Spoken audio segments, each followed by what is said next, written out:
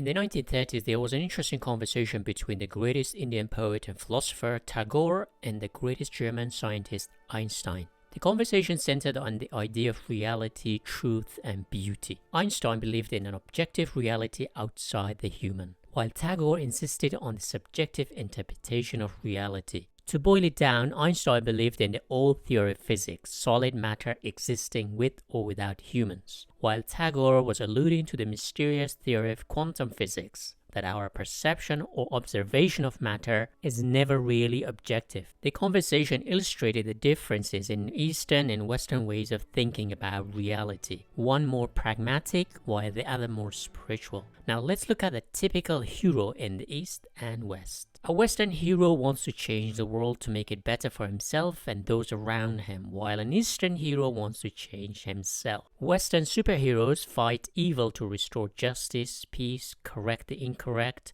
while Asian heroes either accept their fate or retreat to a forest for some contemplation. Jesus, perhaps the greatest Western hero, confronted injustice and paid for it with his own life. A sacrifice you can see manifest in Harry Potter as well. The Buddha, the founder of Buddhism, however, went to the forest to change himself. Lao Tzu, the founder of Taoism, retreated to the mountains. In other words, Western philosophy is about change, while Eastern philosophy is more about accepting your fate. A great example of this in literature can be seen in the novels of the Japanese-British Nobel Prize-winning author Kazuo Ishiguro. His characters obey their fate and rarely question their somewhat unfair circumstances. However, a typical hero in the West would rebel against their circumstance to change the world. Accepting one's fate or putting up with an unfavorable environment is seen as a sign of weakness in the West, while those same traits are seen as a sign of strength in the East. By the East, my focus is mainly old India, China, and Japan. So a Western hero wants to change the world, while an Eastern hero wants to change himself to adapt. In today's world, East and West have come together a lot because Western mode of production, i.e. capitalism, has taken over the world. But if you look closer and a bit deeper, you see a clear philosophical distinction. And if you go back in time, the distinction appears more clear.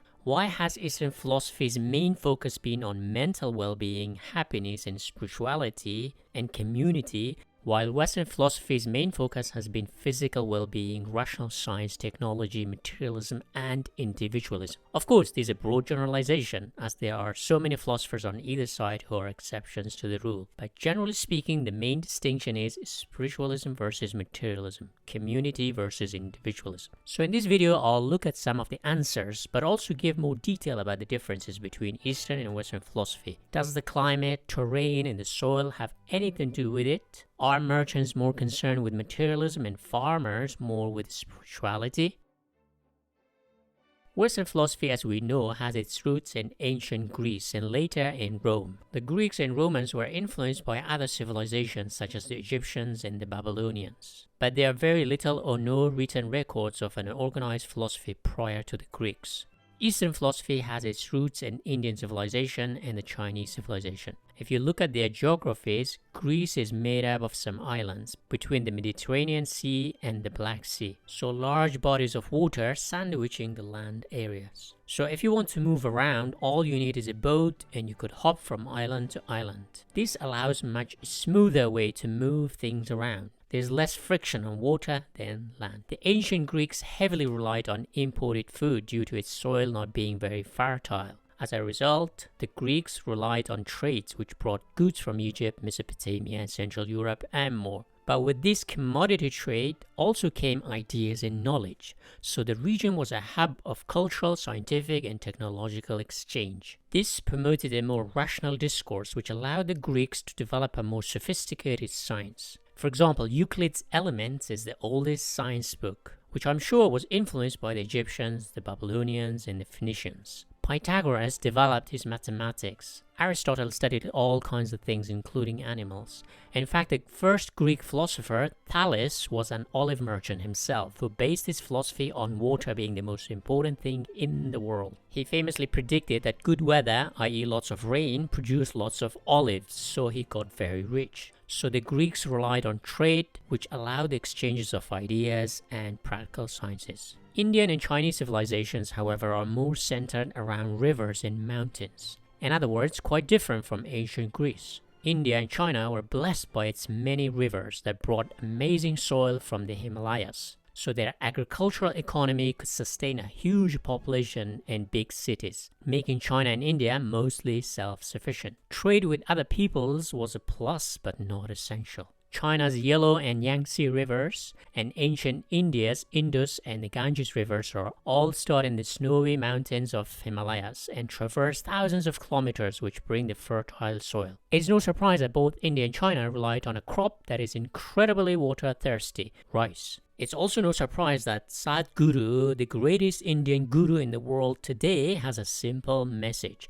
save the soil. Because soil and farming run really deep in Eastern philosophy. So Greece's geographical terrain allowed trade to flourish between various peoples and cultures, while ancient China and India relied on their rivers to bring good soil to them. The Greeks had to seek food from somewhere else, while the Chinese and Indians waited for their rivers to bring food to them. As a result, from a survival point of view, for the Greeks, merchants were the most important class of people, while in the East, farmers were the most important class of people. Since merchants are mobile while farmers are stationary because you cannot carry around your land, these allowed the Greeks to be more open-minded to new ideas, new technology, new sciences. Merchants are also less attached to their ways, therefore easily follow the market or commodity. Today you sell rice, tomorrow potato. Farmers, however, have a harder time to change and adapt quickly. So Western philosophy geared more towards pragmatic sciences, while Eastern philosophy geared more towards spiritualism. If merchants don't like something, they change, but if farmers don't get enough water, they wait for the following season or accept their fate. It's harder to leave your land and migrate. So Western philosophy is more change-oriented, while Eastern philosophy is more fatalistic. In other words, you change yourself.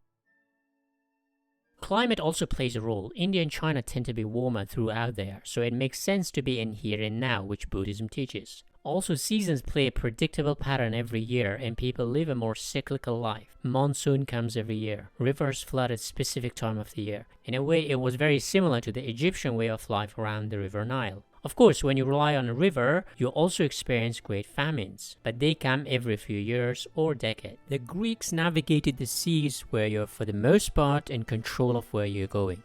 Meanwhile, Eastern civilizations were centered around rivers. On rivers, your course is fixed. The river takes you where the river takes you. As a result, Eastern philosophy is more fatalistic. The fate of humans, animals, and plants are in the hands of the same rivers. It meant that they saw all living beings as part of one big family. So they didn't put humans as being outsiders or special or above everybody else. In Hinduism, Buddhism, and Taoism, we are not only from nature, we are nature, just like other living beings. The Greeks, however, experienced colder winters, so they had to source and accumulate food for colder days. Since they relied on trade, wars always disrupted trade routes, which meant you had to source your food from somewhere else. Merchants relied on peacetime to continue trade, but they also benefited from wars as certain commodities were more sought after. It is the old adage, war fuels the economy, as money is moved around faster than peacetime. Since things are pretty unpredictable, the Greeks had to think long-term and prepare not just for the cold winter,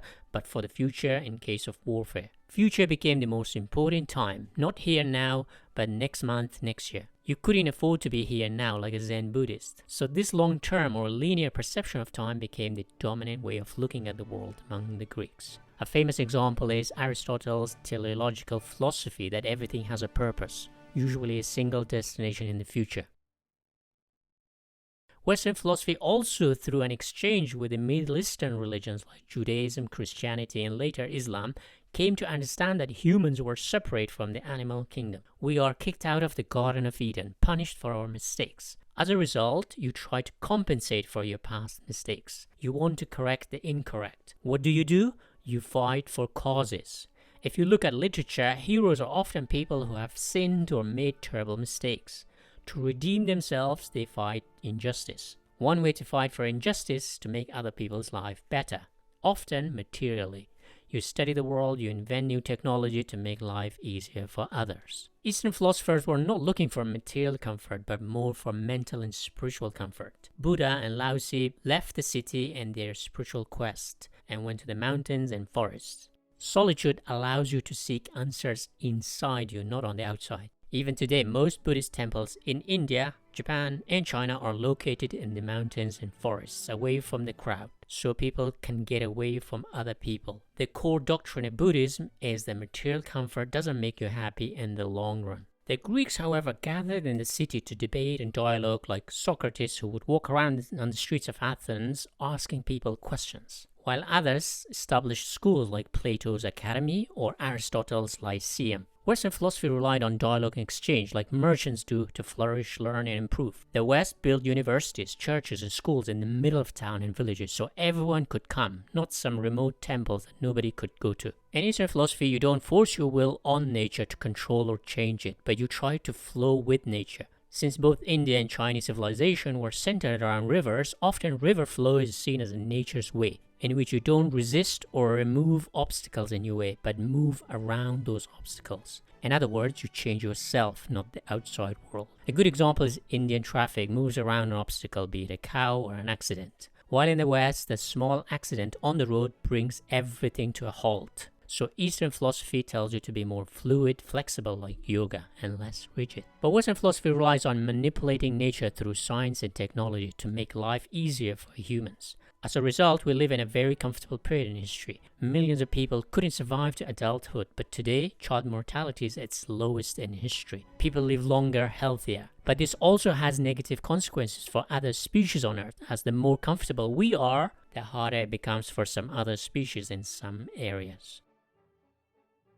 Asians are on average physically smaller than Europeans, perhaps due to genetic mutation or sexual selection, or possibly due to eating less protein, as farmers rely on rice, which is a staple diet in most of Asia. How to cope with poor diet? Martial arts in China and yoga in India are used to strengthen and discipline the body. Eastern philosophy centers on the body as a vehicle to get to a higher place. And this also means Eastern philosophy is more about avoiding conflict rather than confronting others. Taoism and Buddhism and Hinduism promote non-violence. Vegetarianism, although trendy in the West today, has been practiced in the East for thousands of years. Jainism is an Indian religion that promotes strict vegetarian diet, and Gandhi, a pacifist himself, admired Jainism for that. Unlike Asians, the Greeks ate a lot of bread, which is 4 times more protein-rich than rice. Since the Greek states were constantly fighting against one another, as well as the Persians, they developed the Olympic Games, which was to train soldiers for wars. It is no surprise that it was the Greeks who made it all the way to India through Alexander the Great. While we have no records of invading armies from India or China going to Persia or the Middle East, it was the nomadic Mongols who made it to Europe, not the more sophisticated civilizations like the Chinese and Indians. In fact, the Chinese built walls to shield themselves from the Mongols. And India was ravaged by a series of invasions by the Greeks, the Persians, the Muslims, the Mongols, and even the British.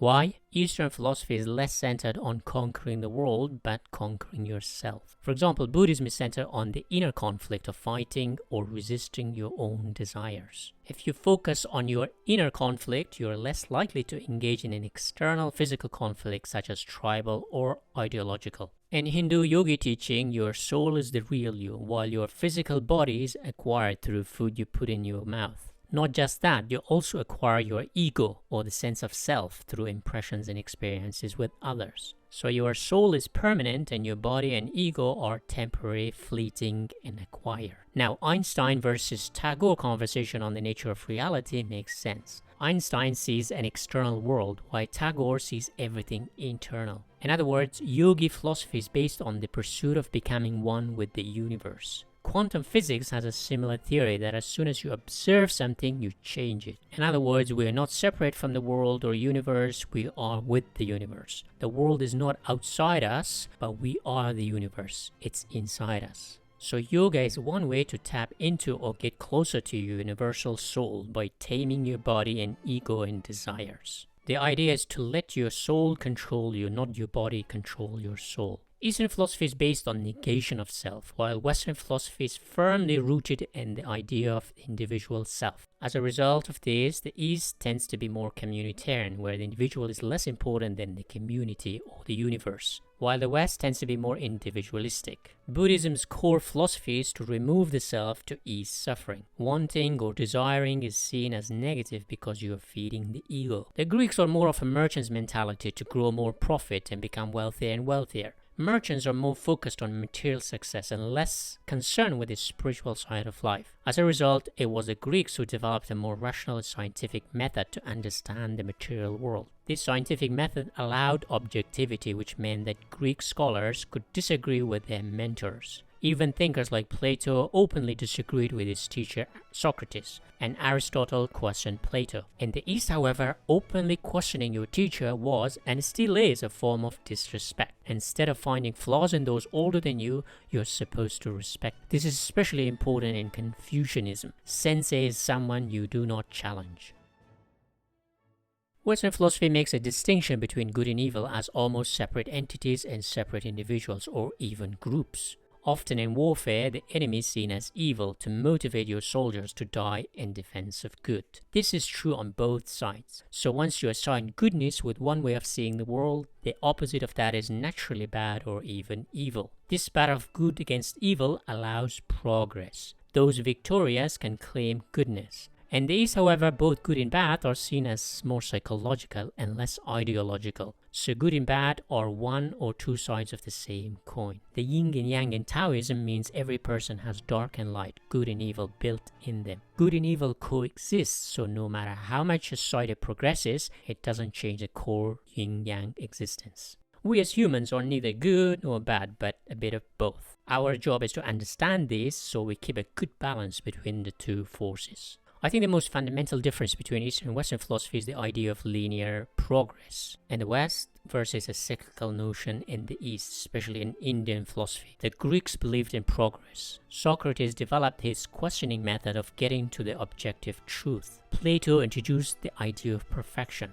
and Aristotle came out with telos for purpose. So getting to Socratic truth, Platonic perfection, and Aristotelian telos or purpose gave birth to a Western progressive philosophy and science. So instead of focusing too much on the spiritual side of life, the West focused on making the physical life easier by deploying a scientific method to understand the world and invent technologies that made life easier. As a result, most people today live a comfortable life thanks to Western civilization. People live longer thanks to Western medicine and technology. When survival is no longer an issue, people seek meaning and purpose.